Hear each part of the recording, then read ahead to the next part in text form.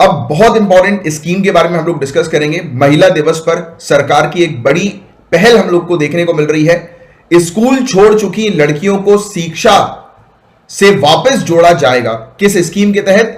कन्या शिक्षा प्रवेश उत्सव के तहत ये स्कीम है गाइस, याद रखिए, कन्या शिक्षा प्रवेश उत्सव स्कीम, वेरी इंपॉर्टेंट स्कीम, बहुत ध्यान से सुनिएगा। तो इंटरनेशनल वुमेन्स डे पर, अंतरराष्ट्रीय महिला दिवस पर, महिला एवं बाल विकास मंत्रालय, ministry of women and child development, इनके द्वारा स्कूल छोड़ चुकी जो बच्चियां हैं, किशोरियां हैं, इनको वापस स्कूल लाने के लिए एक अभियान कन्या शिक्षा प्रवेश उत्सव का शुभारंभ किया गया है। तो जो भी ड्रॉप आउट है, स्कूल से ड्रॉप आउट हो चुकी जो गर्ल्स हैं, जो बच्चियां हैं, उनको वापस एजुकेशन से, स्कूल एजुकेशन से जोड़ने के लिए ये इनिशिएटिव हम लोग को देखने को मिल रहा है, जो आपको ध्यान में रखना है। इस इनिशिएटिव को किसने लॉन्च किया? Women and child development ministry के द्वारा। किसकी पार्टनरशिप के साथ? एजुकेशन मिनिस्ट्री की पार्टनरशिप के साथ, और इसमें यूनिसेफ ने भी जो है वो सहयोग किया है, राइट। और स्कूल छोड़ चुकी लड़कियों को वापस शिक्षा प्रणाली में लाने संबंधी शिक्षा का अधिकार अधिनियम में निर्धारित लक्ष्य को भी पूरा करेगी ये स्कीम। जो राइट टू एजुकेशन जो हम लोग को देखने को मिलता है, राइट टू एजुकेशन जो एक्ट हम लोग को देखने को मिलता है, तो इसके जो टारगेट्स हैं उसको फुलफिल करने में भी ये स्कीम जो है वो काफी हेल्पफुल होने वाली है। और महिला की एजुकेशन से रिलेटेड क्या इश्यूज है गाइस? तो आप लोग को पता है कि अपर प्राइमरी और सेकेंडरी स्कूल के बीच में गैप हम लोग को देखने को मिलता है।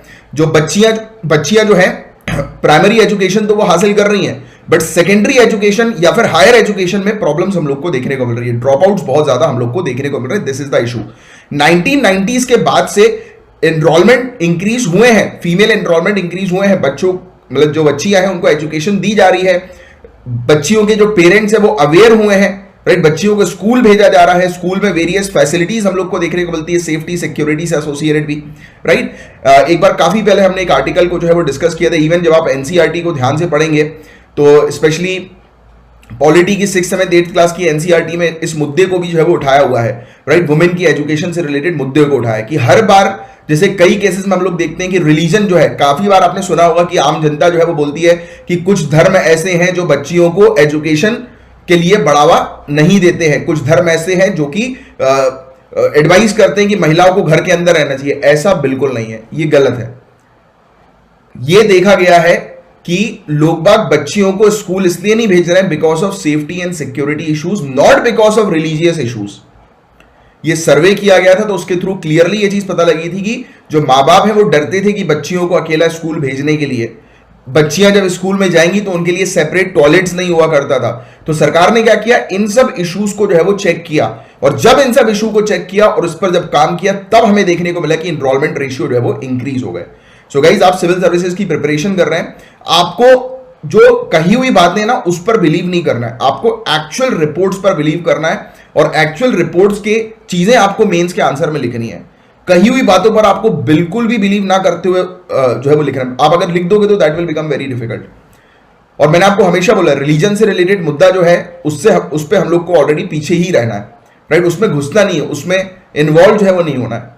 एंड सेकेंडली, किसी का भी धर्म जो है वो ये नहीं सिखाता कि यार किसी को भी जो है वो डिस्क्रिमिनेट करो, किसी को भी एक्सप्लॉइट करो, कोई भी धर्म नहीं सिखाता ये तो लोग बाग हैं जिन्होंने गलत तरीके से इंटरप्रेट करके जो है वो लोगों का ब्रेन वॉश करने की कोशिश करी है, राइट। आपको उन सब चक्करों में नहीं पड़ना है, आपको जो चीज बुक में मेंशन है वो पढ़िए, उससे अंडरस्टैंडिंग क्रिएट करिए, जो करंट अफेयर्स में आ रहा है उससे अंडरस्टैंडिंग क्रिएट कीजिए, और जो मैं आपको चीजें बताता हूं, जो अंडरस्टैंडिंग कनेक्टिविटी मैं आपको बताता हूं, अगर आपको अच्छी लगे तो वो आपको जो है वो मेंशन करना है, उससे आपको हेल्प मिलेगी काफी ज्यादा एग्जामिनेशन में आपका खुद का, मतलब क्योंकि जो चीज मैं आप लोग की कनेक्ट करता हूं, लिंक करता हूं, वो एक्चुअल में क्या चीज रहती है कि ज्यादातर लोग जो है वो बुकिश लैंग्वेज ही लिखेंगे, that is true, that is correct, but आपके आंसर में एक ब्यूरोक्रेटिक अंडरस्टैंडिंग होनी चाहिए कि एक ब्यूरोक्रेट जो होना चाहिए उसका आंसर कैसा होना चाहिए, वो रिफ्लेक्ट होना चाहिए आपके आंसर में, क्योंकि अल्टीमेटली आपका जो आंसर है वो आपकी पर्सनालिटी रिफ्लेक्ट करेगा कि आपकी किस तरीके की पर्सनालिटी, और उनको वही चेक करना है कि इस बंदे में, इस बंदी में ब्यूरोक्रेट की पर्सनालिटी है कि नहीं, ऑफिसर लाइक पर्सनालिटी है कि नहीं। तो हमेशा अपने आंसर में कुछ कुछ ऐसे पॉइंट जो है वो मेंशन करने की कोशिश किया करो, राइट। वो आपके लिए बहुत पॉजिटिव साबित होगा। तो क्लियर, तो हमें क्या देखने को मिल रहा है एट प्रेजेंट, सबसे बड़ी प्रॉब्लम क्या है कि अपर प्राइमरी और सेकेंडरी स्कूलिंग में गैप हम लोग को नजर आ रहा है, राइट। साथ ही साथ हाई ड्रॉप आउट रेट्स हम लोग को देखने को मिल रहे हैं, बच्चियां जो है वो काफी स्कूल से जो है वो निकल रही हैं, right. Out of school children के प्रपोर्शन की अगर हम बात करें तो उसमें बच्चियां सबसे ज्यादा हम लोग को, लड़कियां सबसे ज्यादा हम लोग को देखने को मिल रही हैं। इंटर स्टेट वेरिएशन भी अलग अलग स्टेट्स में हम लोग को नजर में आ रहा है कि कुछ स्टेट के अंदर एनरोलमेंट रेशियो जो है वो काफी अच्छे हैं गर्ल्स के, कुछ में नहीं है, स्पेशली अगर हम बात करें बिहार और राजस्थान की। बट यहां पर बहुत अच्छा इंप्रूवमेंट भी हम लोग को जो है वो देखने को मिला है रिसेंट कुछ ईयर्स में, राइट। काफी अच्छा इंप्रूवमेंट जो है वो नजर आया है, राइट। इन्होंने ये डिसएडवांटेज स्टेट्स हैं जिन्होंने एजुकेशन के मामले में अच्छा जो है वो इंप्रूवमेंट किया है, फीमेल एनरोलमेंट जो है उन्होंने अच्छी तरीके से अचीव किया है। तो it is because of government policies, जो सरकारी पॉलिसीज जो होती हैं, और सिर्फ सरकारी पॉलिसी नहीं, सरकारी पॉलिसी जो स्टेट के अंदर इंप्लीमेंट होती हैं, इंप्लीमेंटेशन इज वेरी इंपॉर्टेंट। क्योंकि आप पॉलिसी तो बना लोगे, स्कीम तो आप बना लोगे, बट वो एक्चुअल ग्राउंड रियलिटी में इंप्लीमेंट हो रही है कि नहीं हो रही है, this is the task, right, this is the issue. तो हमेशा अपने आंसर में लिखिएगा कि वी हैव पॉलिसीज, हमारे पास इतनी सारी पॉलिसीज हैं गरीबी को हटाने के लिए, हंगर को, भुखमरी को हटाने के लिए, एजुकेशन के लिए, हेल्थ सेक्टर के लिए, इतनी सारी हमारे पास स्कीम है, इतनी सारी पॉलिसीज हैं, but why we are backward, क्यों हम पीछे हैं अभी? उसकी वजह यह है कि पॉलिसी है, स्कीम है, बट उस पॉलिसी और उस स्कीम को हम लागू नहीं कर रहे हैं। This is the issue, getting my point? तो ये चीज, और इसके अलावा सन प्रेफरेंस, तो आप जानते हैं कि पुत्र चाहिए सभी को, राइट, एक अलग ही जो है वो नशा, बट आजकल ये चीज जो है वो कम हो गई है। आजकल आप देखेंगे कि अवेयरनेस जो हम लोग को देखने को मिल रही है, जिस अवेयरनेस के कारण ये चीज जो है वो काफी कम हो गई है। And again one more important thing I would like to mention here, कि आपने जैसे हमेशा सुना होगा या खुद भी कई बार ऑब्जर्व किया होगा कि जो लोग ज्यादा अमीर नहीं होते हैं, जो गरीब लोग होते हैं, वहां पर ये इशू हम लोग को ज्यादा देखने को मिलता है, बट एक्चुअल में ऐसा नहीं है। और इवन दूसरी चीज भी आपने कई बार सोची होगी, सुनी होगी, या किसी से सुन ली होगी कि जो लोग पढ़े लिखे नहीं होते उनमें ये प्रॉब्लम ज्यादा होती है। ऐसा भी नहीं है, ये होता है माइंडसेट का गेम, ये होता है परिवार का गेम, कि आपके घर के अंदर जैसा माहौल होगा वो चीज जो है वो रिफ्लेक्ट होगी आपकी पर्सनालिटी में। That is true, that is correct. 2 minute के लिए बुरा लगेगा, but that is correct, that is totally 100% correct. कि जो एक बच्चा है बचपन से जो वो सीखता है, वो जो पेरेंट्स को देखता है, तो वो वैसा ही बनता है। भले ही उसकी सोसाइटी में कितनी भी अच्छी बातें हो रही हों, बट कहीं ना कहीं बैक ऑफ द माइंड उसके दिमाग में ये चीज है वो छपी रहती है। इसलिए आप लोग का काम क्या, आप लोग को नहीं सुनना, you guys are different from common people. ये कॉमन पीपल की सोच है। आप ऑफिसर्स हैं आने वाले समय के, आपकी जो है वो सोच क्या होने वाली है कि आपको ये सब चीजें जो हैं, ये प्रॉब्लम जो हैं, और स्पेशली ये इस प्रॉब्लम के बारे में आपको देखने को मिलेगा कि सोसाइटी में ये चीजें हैं, सन प्रेफरेंस है, ये वो है।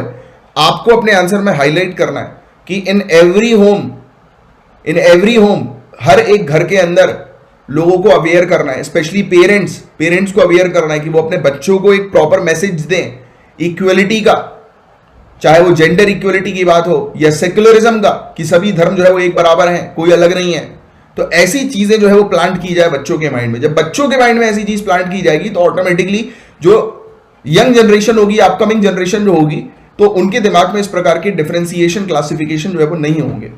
तब हमारा समाज एक इक्वल समाज जो है वो बनेगा हर तरीके से, चाहे वो रिलीजियस पॉइंट ऑफ व्यू से देखा जाए, चाहे वो जेंडर पॉइंट ऑफ व्यू से देखा जाए। Getting it? तो ये चीज बहुत इंपॉर्टेंट है। इसमें रिच और पुअर का, या एजुकेटेड या लिटरेट या इलिटरेट, इसका कोई रोल नहीं है। इसमें रोल है माइंडसेट का, कि आपके घर में क्या चीज जो है वो सिखाई जा रही है। This is important. ये होता है various government efforts towards women education in India. Bharat में महिला शिक्षा की दिशा में किए जा रहे विभिन्न सरकारी प्रयास की अगर बात करें तो बेटी बचाओ बेटी पढ़ाओ स्कीम है हमारे यहाँ, right. Digital gender atlas, ministry of human resource development, ministry of education का ये डिजिटल जेंडर एटलेस हम लोग को देखने को मिल रहा है, जो कि इंडिया के अंदर बच्ची की एजुकेशन जो है उसको एडवांस करने के पॉइंट ऑफ व्यू से बनाया गया है, तैयार किया गया है। फिर national scheme of incentive to girls for secondary education हमारे यहाँ है। इसका मेन ऑब्जेक्टिव यह है कि ड्रॉप आउट्स को रिड्यूस करना, प्रमोट करना गर्ल चिल्ड्रन के एनरोलमेंट को सेकेंडरी स्कूल्स में, राइट। और सर्व शिक्षा अभियान भी हमारे यहाँ है, राइट, कि कस्तूरबा गांधी बालिका विद्यालय हो गया, राइट। तो ऐसे एजुकेशनली बैकवर्ड ब्लॉक्स जो हम लोग को देखने को मिलते हैं, वहां पर स्कूल खोले जा रहे हैं इस टाइप के। तो ये सर्व शिक्षा अभियान के माध्यम से स्कूल खोले जा रहे हैं जिसमें बच्चियों के पार्टिसिपेशन को इंश्योर किया जा रहा है कि ज्यादा से ज्यादा बच्चियां जो है वो पार्टिसिपेट जो है वो करें सर्व शिक्षा अभियान के माध्यम से। फिर राष्ट्रीय माध्यमिक शिक्षा अभियान भी हमारे यहाँ में देखने को मिलता है। ये भी फोकस करता है कि सेकेंडरी स्कूलिंग के ऊपर, कि दूर दराज के एरियाज जो हैं वहां पर भी सेकेंडरी स्कूल जो है वो प्रोवाइड की जाए, क्वालिटी एजुकेशन जो है वो प्रोवाइड की जाए बच्चों को, राइट। उड़ान स्कीम सीबीएसई ने लॉन्च करी, ये चीज ध्यान में रखना है। इसमें फ्री ऑनलाइन रिसोर्सेज बच्चियों को दिए जा रहे हैं 11th और 12th की प्रिपरेशन करने के लिए। Free online resources, online material free में सीबीएसई प्रोवाइड करा रही है। STEM हो गया एक, साइंस टेक्नोलॉजी इंजीनियरिंग मैथमेटिक्स, इस फील्ड में बच्चियों के एनरोलमेंट ज्यादा से ज्यादा हो, और इसलिए एक्स्ट्रा सीट जो है वो क्रिएट की गई है आईआईटीज में और एनआईटीज में, राइट। तो ये सब सरकारी इनिशिएटिव हम लोग को देखने को मिल रहा है, तो जिसके बारे में एक आपको आइडिया जो है वो होना चाहिए। तो ये था गाइस पूरा ओवरऑल टॉपिक। उम्मीद करता हूं अच्छे से ये टॉपिक आपको समझ में आ गया होगा।